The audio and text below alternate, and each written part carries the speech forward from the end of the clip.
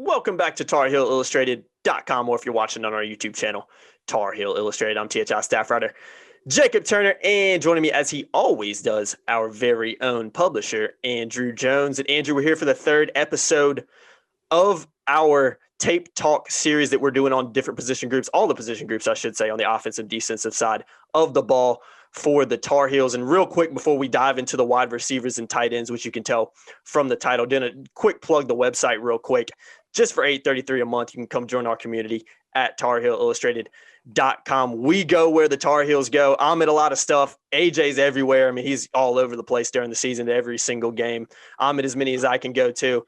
Come join the community. You got Dina King as well, David Sisk, who offer their football and basketball recruiting insight on our message boards. You can also read our premium content and our premium stories if you sign up for just $8.33 a month. So make sure you go ahead after this video, of course, don't click off yet.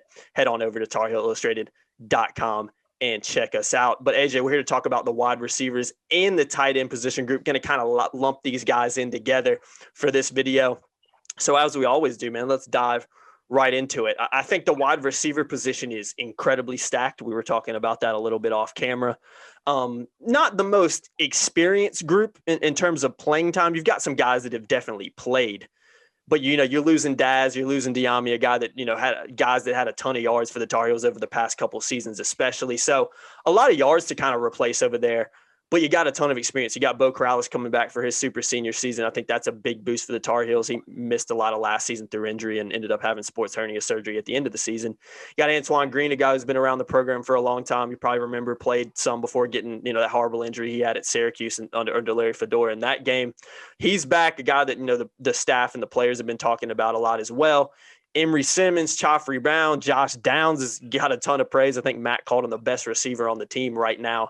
Just kind of flat out said that. So, and then I'm not even mentioning some of the other guys, which we'll get into here in a little bit. But initial thoughts on kind of what you saw from this position group on Saturday, because like I said, for me, it's just incredibly stacked. There's just a lot of guys and a lot of bodies in that room right now. Stacked with potential. Yeah, it's a good way to put it. Mm-hmm. So, yeah, there are a lot of guys that can be really good college receivers. But you got to do it first. We don't want to make this a Josh Downs podcast, but I'm quite confident that Josh Downs, every Carolina football fan who cares and actually reads stuff is going to know who Josh Downs is by the end of September. Very good. I think he's that good. If you remember the bowl game, he had 2 touchdowns in the bowl game. The 75-yarder was really fun and impressive, and he did the gig 'em down thing. But the other touchdown he had was kind of a short play and showed some of the range in what he can do. He's going to be a catch it and burn guy. He's going to be a take the top off the defense guy. He's a moxie guy. He's going to be confident kid, really confident kid. Yeah, he's going to be the kind of dude that gets in the opponent under the opponent's skin. Yeah, he's not scared about that. Yeah, he's going to make everyone else on the field around him better because defenses are going to have to be aware of it. I think he's just really, really good. Mac doesn't come out and say this guy's absolutely the best very often about stuff, but he absolutely said it. Yeah, he just straight up said it. Practice, he's the best one they got out there right now.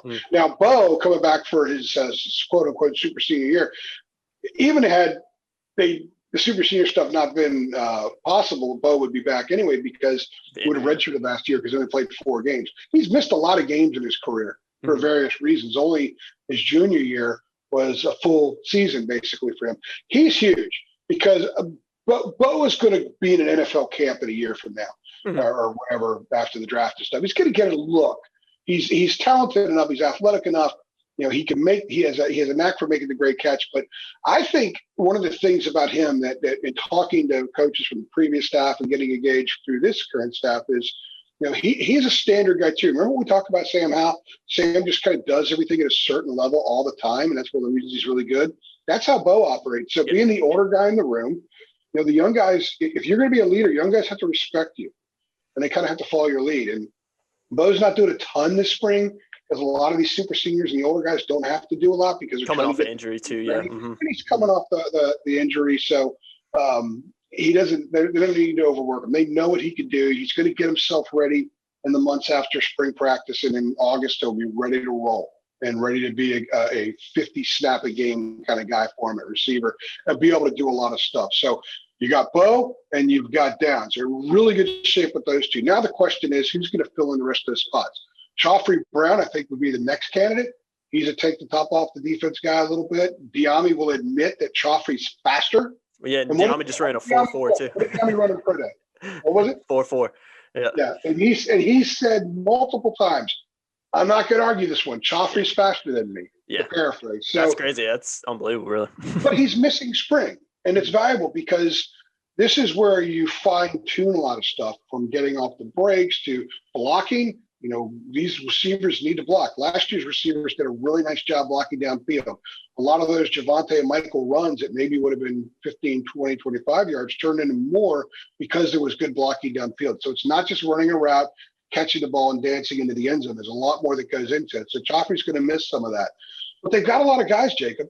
I mean, you know, just in the last week and a half, talking to Mac and talking to a bunch of different players, there's been about 8 or 9 different names in the receiver group that has been mentioned, not asked directly about this guy or that guy, but brought up. I mean, even Connor McMichael, when he was talking about the wide receivers, he threw Justin Olsen's name out there. I've heard his name's been tossed around a decent amount. Look, he was inching toward the rotation last year at times. You know, I watched him the other day in practice. He looks the part. Yeah. Stephen Gosnell, who came in pretty highly regarded, he looks the part. You know, Tylee Kraft is a kid that wasn't ballyhooed when he came in, but he looks bigger. Yeah, he just kind of popped out to me the other day. So Antoine Green's been around. You mentioned him. He had the injury, and I don't really know where he is as a player right now. Max said he had his best practice, and after the 4th practice, and that was his best practice this spring.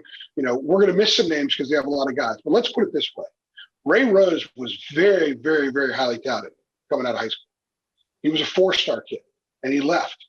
He's in the portal now. Steve was leaving. I guess it was the week of when spring practice started, because he's not among the top 8, 9, 10, or whatever it is. So much depth. That's how deep this group is. That's the depth of potential. Now, potential doesn't mean anything unless it's met. Yeah. So a lot of these guys have to meet potential. That's why Joffrey missing spring is going to set him back a little bit. But I think with his brother being who he is, and the fact that he works out a lot with Sam and everything else, I think he's going to be fine. Max said he'll be fine in the summer, so he'll be okay when he gets to August. But he'll have to catch up some of the technique, some of the blocking, that kind of stuff. So I think this group is going to be fun. I don't think there's going to be an issue of concern at wide receiver when you get into October. I think people won't even discuss it. Yeah, exactly. Emory Simmons, another guy. I think we mentioned him early on, but another guy that played, man, had the heck of a catch against Notre Dame last season as well. Showed glimpses of what he can do, and a guy that's also, definitely another potential guy. Roommates with Sam Howell, at least he was for the past couple of seasons. So that always. But possession as well. You need possession guys. You need guys that are happy being possession guys. Not everybody. Everybody wants. Most receivers want to take the top off and want to dance, and do all that kind of stuff. You know, Emory Simmons, he can make that diving catch going out of bounds to get you to move the sticks. He's happy doing that kind of stuff. He's also a kid that improved his blocking out there as well. And I think that's one of the things that got him on the field sooner. So, and I guess in this group, he's an older guy too. Yeah, he is. No doubt about it. So, so anyway. A lot of bodies. Let's talk about the true freshmen early enrollees real quick, the 3 of those guys, and we'll move on to the tight ends. Gavin Blackwell, J.J. Jones, Kobe Paysor. I thought J.J. Jones looked good in that open practice as well. I remember seeing him out there, and it took me a while. I was like, who is that kid? And I was like, oh, that's J.J. Jones, because he didn't really look like a true freshman to me. I thought he was pretty big, pretty solid kid, looked the part. Gavin Blackwell, a guy that I've had a chance to cover and see in person a couple times at, Rivals camps and some other things over the past couple seasons. He's a guy I've always really liked. Kind of has that confidence and that swagger about him as well. Also a guy that played with Sam Howell at Sun Valley High School. So kind of got that, rapport with Sam Howell, and that always helps when you have a little bit of that hometown connection. I'm sure those are 2 guys that have worked out a ton growing up and to this day. So I think he's been a little bit limited as well, but I thought in what we saw from Blackwell, he looked good in practice. And Kobe Paysor, I'm not going to lie, I didn't see a ton of him at the open practice just because I was trying to cover so many different people. But those 3 guys, I think those 3 guys have a chance, maybe not this year to play a ton, but in the future, you're going to be big-time guys for this program, and we'll probably see reps this season as well because Carolina likes to go really deep in that rotation. And when you look at just the potential guys, I mean, it's wide open for anybody to kind of step up. And, it could be a Gavin Blackwell, a J.J. Jones, a Paysor that come in there and maybe take the spot of some older guys in there. But, I think those 3 guys, from what I've seen and what I've seen in the limited reps, look good on Saturday and looked the part, I should say. Well, each year they bring in a new wave of receivers, and they're going to be talented kids because they're only going to take super talented kids. Yeah. Kids that fit what they want to do. So you got to be able to find grass and then giddy up. So that's what these three kids can do. The thing I like about J.J. Jones, you're right, he's filled out. He already looks like a guy they're going to throw a fade to in the end zone. I didn't recognize him. I was like, oh, my God. He already looks like a guy that can run that fade in Blacksburg. Now, I'm not saying he's good enough to be, because we don't know. There's so much else that goes into it. Yeah. But people that are a little bit more commoners like us, football commoners, we don't know all the intricacies. We've been around the sport a long time, but, there's other stuff that goes into it. But my point is that JJ kind of looks the part right now, but there's a lot of other stuff that'll go into it. Blackwell, a kid that I didn't really see much of the other day. I know that you guys saw him a lot at 7-on-7s. Dina just loves him. He's impressive. He's fantastic. And I always yield to Miss King. Yeah, Miss King. On stuff like that. And with Pace Hour, you actually got some of your footage. I was looking at this morning. He's in some of that, and I didn't really see him a whole lot. He didn't catch my eye. I didn't see him a ton either, yeah. And one of the reasons I don't think he caught my eyes, because I watched Antoine Green a lot, because I was in Syracuse when he got hurt that day, and that was horrible. And he hadn't really been the same guy since. I really wanted to watch him. Plus, he was doing some one-on-one stuff with Tony Grimes. And, I mean, they were going at it. Tony Grimes had a lot of success in those. Yeah. But I'd like to see a guy like Antoine Green have success. I despise when these kids get injured and it steers them onto a new course. Yeah, especially his injury. That was a tough one. Yeah. One that was a different course than the one they were on. I'd love to see what that kid would look like without the injury. And it took them a while to kind of get over. A lot of kids, they might physically be better, but psychologically and mentally, you kind of favor, you play to it a little bit. I don't know if he's doing that now. But I did watch him because I was interested to see what he looked like. And, of course, Josh Downs just jumped out. So I didn't see a lot of Pace Hour. But in the video clips that you have, he looks pretty good. I mean, he wouldn't be there if he wasn't good. Yeah. He also played in the fall season because he went down to South Carolina and played. So a lot of these kids didn't get reps. You mentioned something before we started taping this, that there were some drops and that kind of thing. Some of the freshmen have had some drops. Well, a lot of them didn't play. Yeah, that's a good point. Fall. So a lot of them hadn't played a game in a year and a half. So it's going to take some time, not just at receiver, but all the different positions for the early enrollees. But Pace Hour did. So, and I think, that might show out early in spring practice. Agreed. Let's talk about the tight ends real quick, AJ. We'll not spend too much time on those guys. You got Garrett Walston coming back for his super senior season. Extremely valuable to have a guy like him back when you just look at – I wouldn't say this group. I mean, it's pretty inexperienced. I mean, Kamari Morales, the second guy I want to talk about, he's played a decent amount last year as well. So you got a little bit of experience in there. But when you've got a super senior like Garrett Walston, who's so good at blocking out of the backfield, who's a guy that can also go out there and catch, he's just very valuable to what this offense does. And I think Sam Howell said that a couple weeks ago when we talked to him. So he's big to have back. Kamari Morales, you expect him to keep coming on and play a lot for the Tar Heels as well. And then you got some young guys, John Copenhaver, Kendall Carr. I know Kendall Carr dealt with some injury. I think he still is a little bit. So, but you've got young guys in that room that have a ton of potential. And then you got John Lilly, who came in last year. And I know based on what kind of Garrett Walston said as well, I think he's a guy that he really has enjoyed working with. And I think that was one of the reasons that he decided to come back as well, was just the experience and things that he can learn from a guy that has so much experience coaching at the collegiate and NFL level.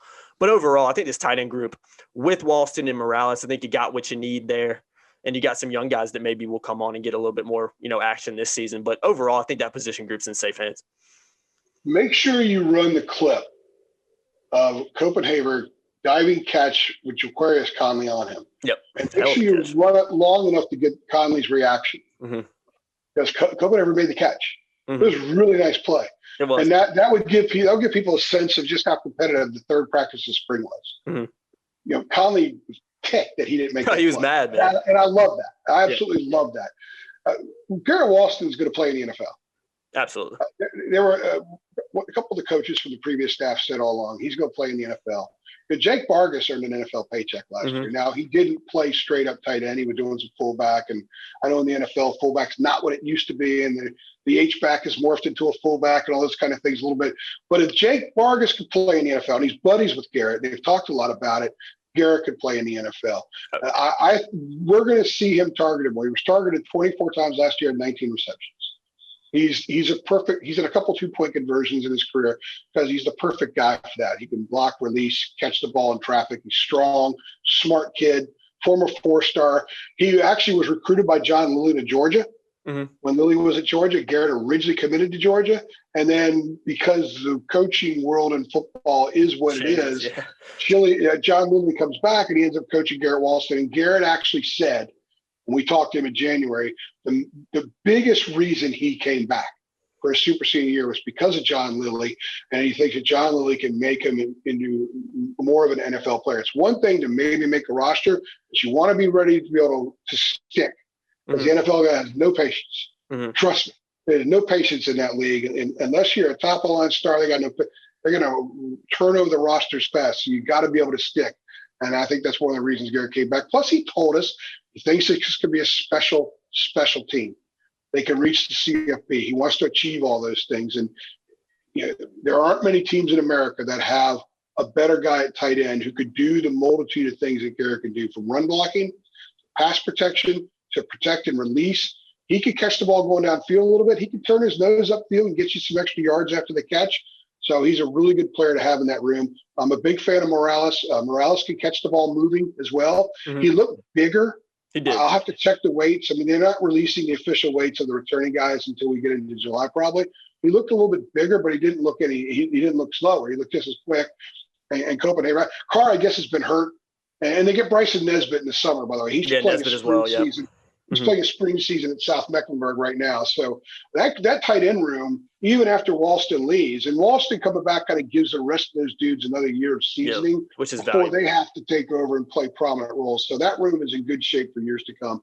Agreed. Yeah. I think between the wide receivers and the tight ends, especially with the recruits that they even have coming in next season, I mean, it's just a lot of, like you said, a lot of potential in that wide receiver room, but a lot of options at the tight ends. You got some experienced guys in Morales and Walston, so I think you got to be feeling pretty good about that position group. And opportunity for some guys to step forward. Yep. So there's a lot of opportunity. So I think the competition in spring and in the fall is going to be fantastic in those two rooms. Exactly. I'm looking forward to hopefully seeing another couple of open practices, including the spring game, to see how that stuff works out. But I think it's a good place to wrap this one up, AJ. I've been Jacob Turner. He's been Andrew Jones. Like I said earlier in the video, go check out our website, TarHillIllustrated.com, after you're done with this video. And as always, guys, if you enjoyed it, be sure to like it, share it with your friends, subscribe to our channel. See you in the next one. Thanks.